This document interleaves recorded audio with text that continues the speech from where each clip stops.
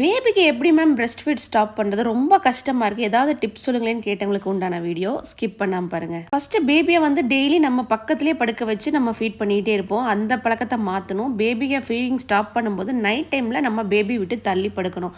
ஒன்று அப்பா கிட்ட கொடுத்தணும், இல்லைன்னா பக்கத்து ரூமில் இருந்தால் ஷிஃப்ட் பண்ணி நம்ம மாறி படுத்துக்கணும். பேபி ஃபீடு கேட்டுகிட்டே இருக்காங்க, ஸ்டாப் பண்ண மாட்டேங்கிறாங்க. நீம் ஆயில் அப்ளை பண்ணலாம், இல்லைன்னா ஆலோவேரா ஜெல் எடுத்து அப்ளை பண்ணலாம் டேரெக்டாக. அது ஒன்றுமே ஆகாது, உடம்புக்கு ஒன்றும் பண்ணாது. அந்த கசப்பு தன்மையினால பேபி அவாய்ட் பண்ண ஆரம்பிப்பாங்க. செகண்ட் திங், நமக்கு பால் கம்மியாகணும் அப்படின்னா மல்லிகைப்பூ இருக்கு இல்லையா, அதை இன்ஸ்குள்ள நீங்கள் போட்டு விட்டுட்டீங்கன்னா அந்த ரசாயனத்துக்கு பால் கொஞ்சம் கம்மியாக இருக்க வாய்ப்பு இருக்குது. செகண்ட் திங், கேபேஜ் லீவ்ஸ் எடுத்து ஃப்ரீசரில் ஸ்டோர் பண்ணிட்டு தேவைப்படும் போது ஒவ்வொரு லீஃபாக எடுத்து நம்ம பிரெஸ்ட்டில் பிளேஸ் பண்ணிட்டோம் அப்படின்னா அந்த கம்ப்ரெஸ்க்கு மில்க் செக்ரீஷன் கம்மியாயிட்டு வரும்.